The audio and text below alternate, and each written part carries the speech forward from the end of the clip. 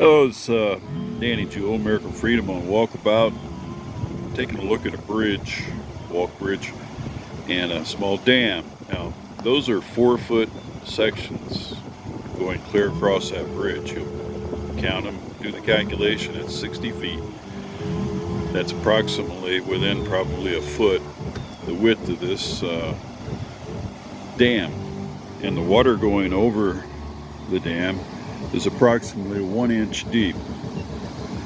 There's about a 2-foot top to that, 20 inches I think it is, top where that water runs across. And you'll notice that there are sticks on there. The diameter of the stick going across there is approximately 2 inches. Same thing with that one over there. Now it's not exactly 1 inch all the way across. You can see all the little lumps and stuff. So I would say an average of about 1 inch, if not a little bit more. But all year long, it's about this.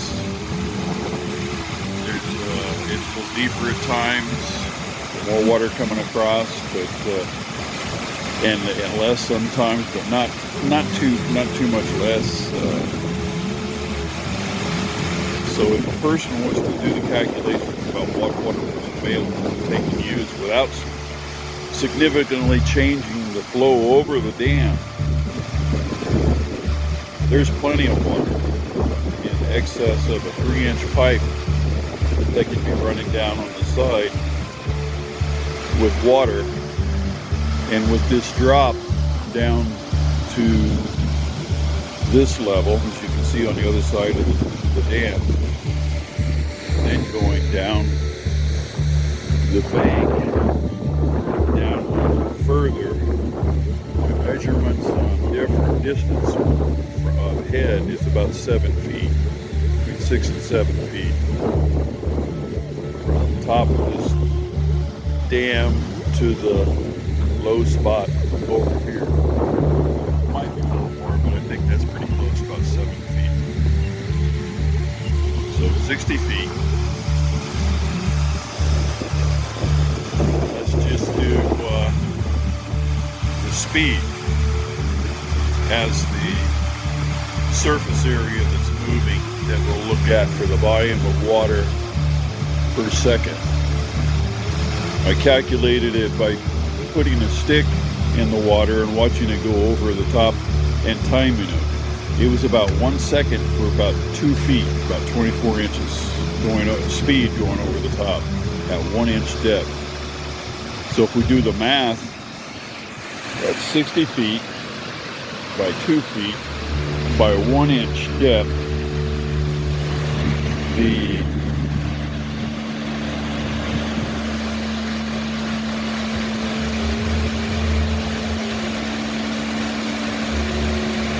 total cubic feet of water coming over that per second is 9.96 cubic feet. That doesn't sound like a whole lot, does it?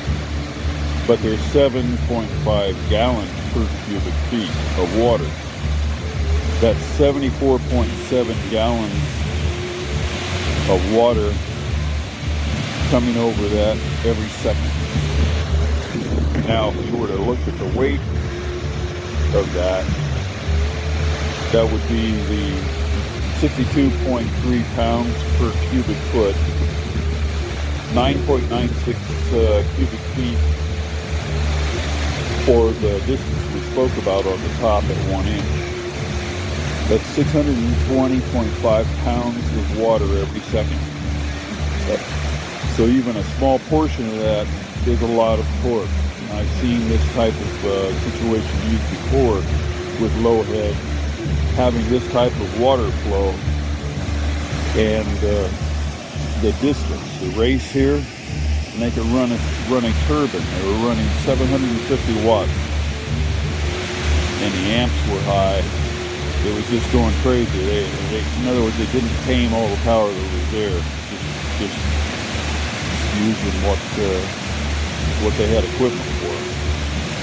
So a really small piece of equipment to run a turbine with a small race. What would that be, about 50 feet, 60 feet?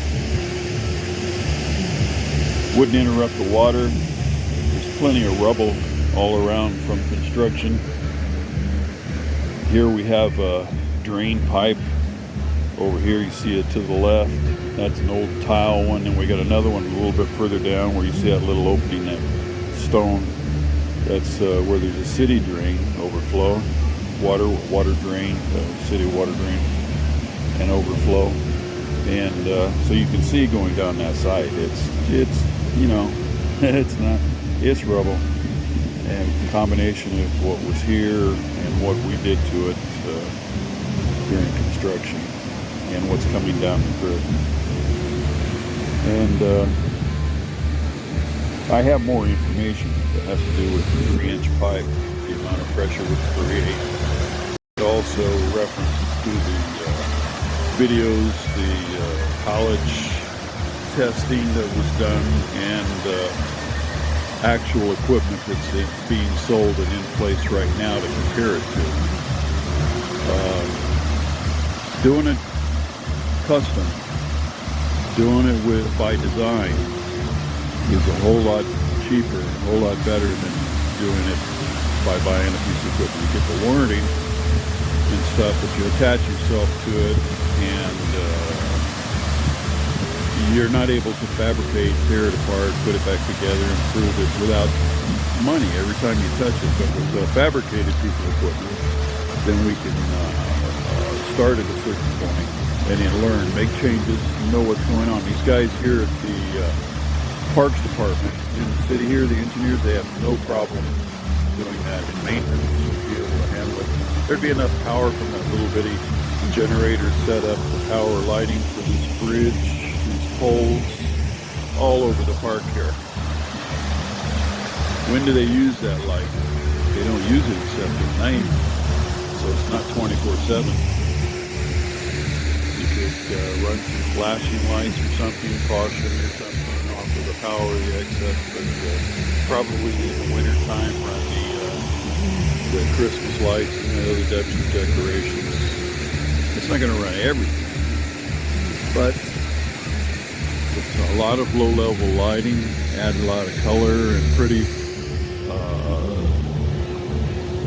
highlights to what we already have here, what you have in nature.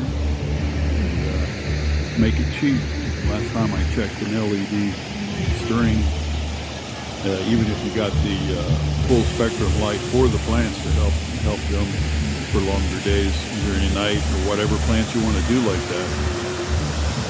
The price wasn't too bad. I think this 60-foot section, it was only going to run me $30–40 for both sides, buying the long lengths of them to put on the underside to shine down on the, not in your eyes, but shine down on the walkway from either side. Just low-level lighting, enough you can see what's coming and what's going. Anyway, this is American Freedom on Walkabout. I'm free. Mine's working. I like doing this kind of work. I just got to get my hands on using my equipment. I'm going to do it. Ready to get it.